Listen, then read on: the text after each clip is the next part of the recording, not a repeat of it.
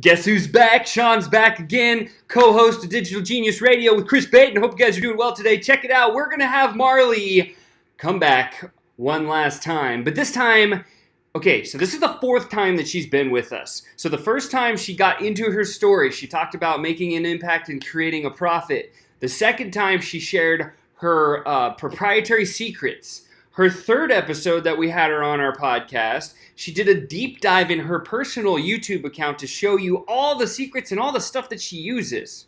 Insane. But guess what? A lot of people love Q&A. So we asked Marley to come back one more time, and here is the deepest deep dive Q&A with Marley Baird from Marley Baird Media. Amazing young lady. I'm so excited to have her on the show. And yeah, guys, get into it. Enjoy it. Welcome to Digital Genius Radio, the #1 podcast focused on guiding you to becoming a certified digital genius. We believe you can have it all by mastering social media paid advertising. We spent the last 3 years studying the most brilliant marketers today and applying their techniques. We've broken free of the 9-to-5 and successfully built a 7-figure online certification platform. From working with hundreds of clients, we found that most are overwhelmed or scared to actually dive into paid advertising. And this podcast is here to give you the cheat codes so you can flourish with your social media channels. Join us and follow along as we continue to learn, apply, and share proven strategies, as well as give you the insights on how to win online with social media paid advertising. And now, here's your hosts, Chris Baden and Sean Malone. There are a tremendous amount of questions going on. Chris says he's documented them all, so we're going to let him rapid fire at you. And, I love it. I see some too, so we'll make sure we get these new ones too. All right, Chris, go for it.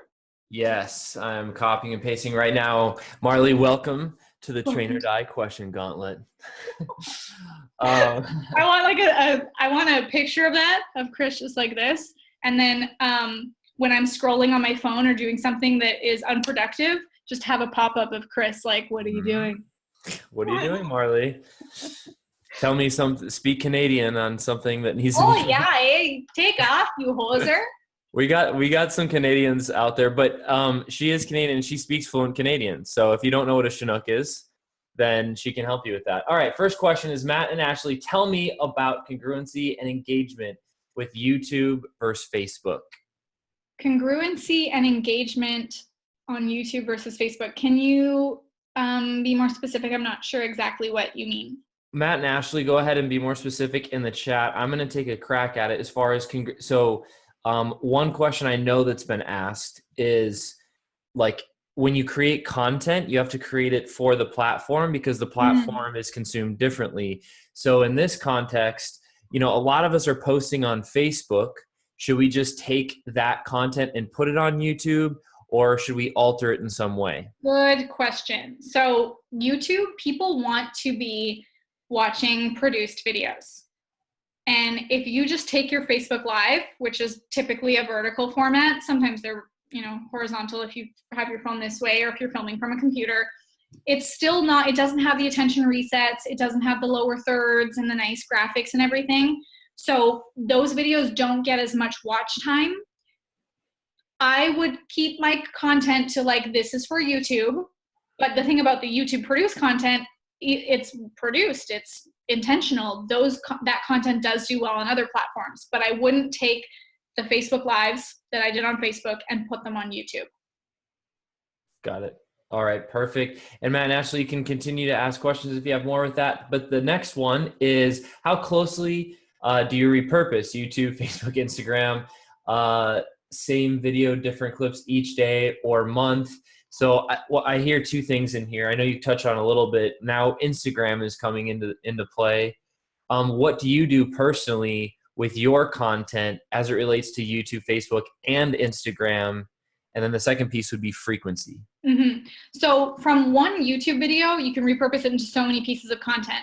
But that doesn't mean that like the week that my Canva video goes live, that all I'm posting about on Facebook and Instagram and Twitter and everything else is just that Canva video. I want to have a variety of content. But on the first day that a YouTube video goes live, it's really important to promote that video as if it's a launch. because the first 24 to 48 hours are very important for getting the most views and comments and likes and shares, because that's what shows YouTube that this video has authority and is going to boost its ranking. So on the day that the video goes live, I send an email to my list. I posted the teaser video to Facebook, Instagram stories. I do a Facebook Live about it. And that's what's gonna help drive traffic to that video to watch the full thing.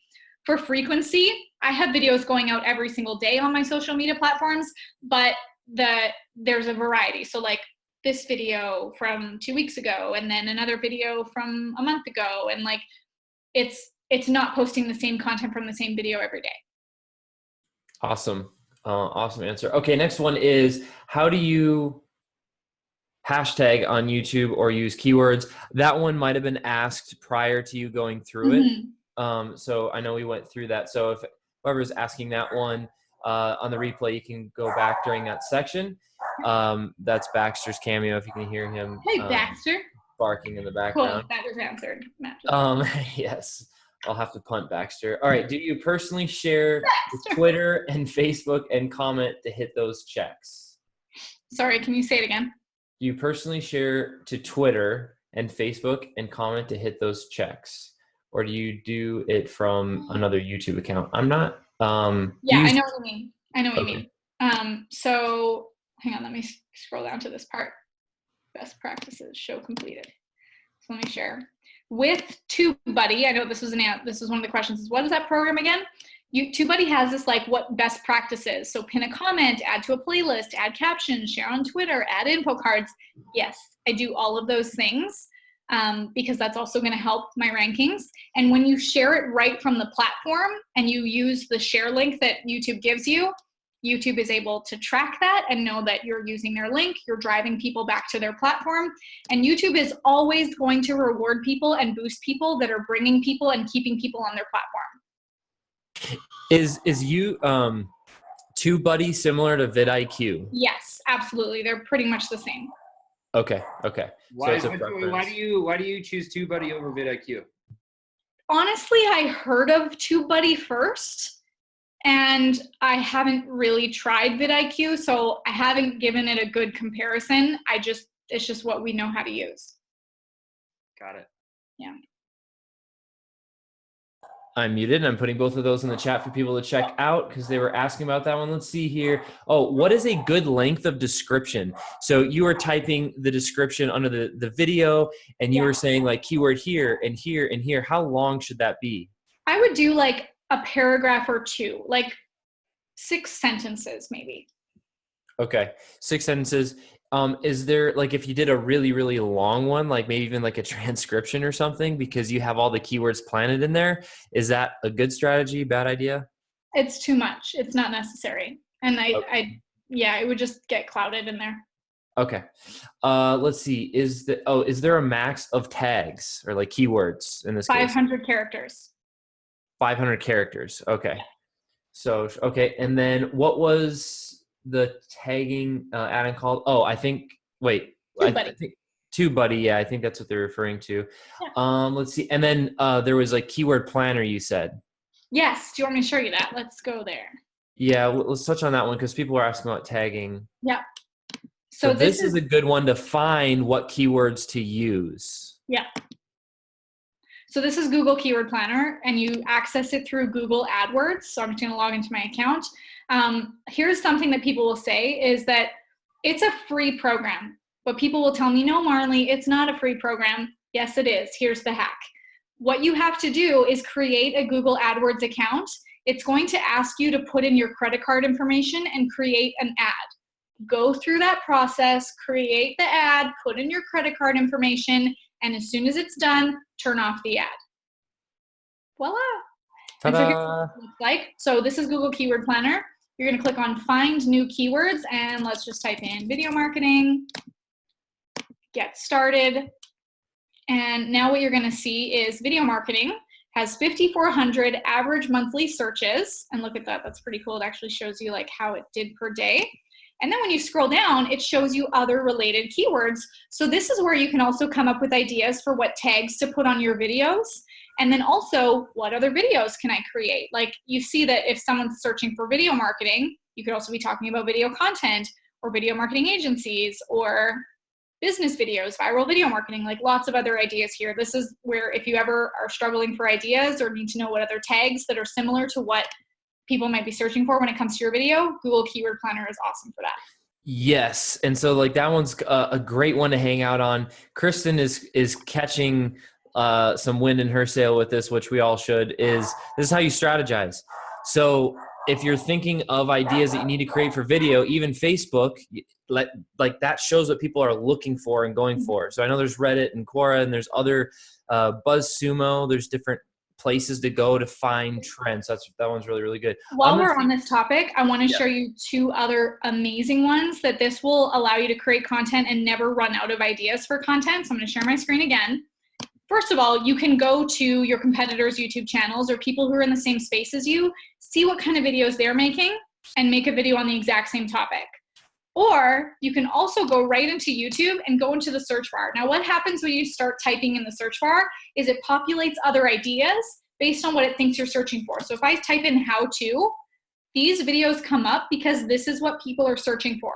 How to tie a tie, I've definitely searched for that. How to make slime, that's popular with the kids these days. Now here's another thing, is if you want to search for videos that are or ideas that are actually about your industry, let's say if you're a dog trainer, how to train your dog to sit, to walk beside you, to roll over, not to bark. All of these are video ideas for you to make. All right there. So I've just typed in like the beginning of a video, and then it gives me 10 other ideas right there. And so now you can batch film several months of content just by making one on every single individual topic right there. Boom! Boom! That is awesome. Things are heating up, and there's a few more questions here. Ranking a green number is a scale 1 through 10, or how is it ranked? By number of what number you show up as. So if it says number 1 and there's like 10 million results, I'm showing up number 1 out of 10 million. If I'm number 6, that's like out of how many results? Got it. Okay, that's awesome. How do you verify a channel? youtube.com/verify. You put in your phone number and it will text you a code to make sure that you're not a robot. If you're not a robot, that's good news. Congratulations. Congratulations. Do you add, Lexan series out, do you add end screen and cards before making public? Yes, absolutely. So the end screen is the last 20 seconds of your video where, let me see if I can get in there. My channel, hang on a minute. Where YouTube gives you the ability to put little clickable buttons on your video. So let me just go into here. Going to go back to editing a video. If you can dominate. As she's doing this, place your last questions in the chat. We've got 7 minutes left to pick the brain and the wisdom of Marley.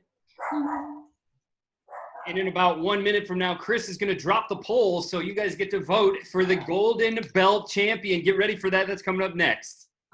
So right here is cards and end screen. This has really changed recently. So if you've been in the YouTube interface, power of YouTube. I'm going to vote for myself, you guys. Yes. This has changed just recently. So if this looks unfamiliar to you, it's because YouTube has changed. So end screen, let's go here. It's just the last 20 seconds of your video. You can put a button that will click to another YouTube video, or you can put a subscribe button. So I add that. Let me just show you how that works once this loads. You click add element, video or playlist. And you can either choose, you can choose a specific video, you can choose best for viewer. That's what I like to do because YouTube will pick up on all the data and know, if this person watches a lot of cat videos, let's send them one of the cat videos from this channel. I don't have any cat videos, but you know what I mean.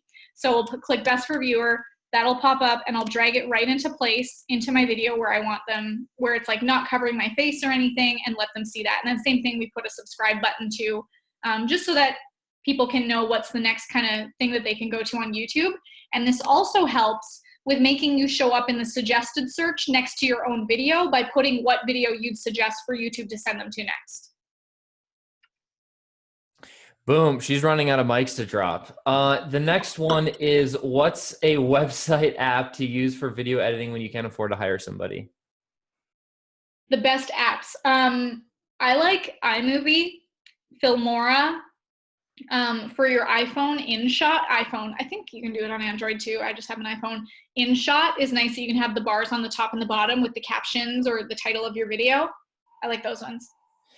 The last question that we have Jay Lee says, do you always, okay, that one's related. Pop-up links during the video. Cards. Your thoughts, go. Yes. So let me go back to here and share my screen again. So these are also, so there's end cards, and the end cards are very, I know someone asked, like, do you always do it that late in the video? Yes, that's just where it goes. YouTube doesn't let you put those buttons in earlier. And the intention isn't because a lot of people don't wait till the end, don't watch the entire video. But my intention for that is to get to be put into the suggested search. You can dominate on Instagram this year no matter what niche. Okay. So we put cards in the video, which again, this intention isn't to drive people away from the video. Although if the button pops up and they go, oh, I want to watch that video, great. They're still binge watching my content and I won't complain about that. But the other intention is that this is likely going to be the videos that show up in the suggested search next to your own video so that they can see that thumbnail, be intrigued by it, and they go, after I'm finished watching this one, then I'll click on this one in the suggested search. So yes, I'll put some of these cards about 2 or 3 times in every single video. Hey, Marley, where can we find you online? My website is marleybairdmedia.com. My YouTube channel, youtube.com/marleybairdmedia. Find me on Facebook, find me on Instagram.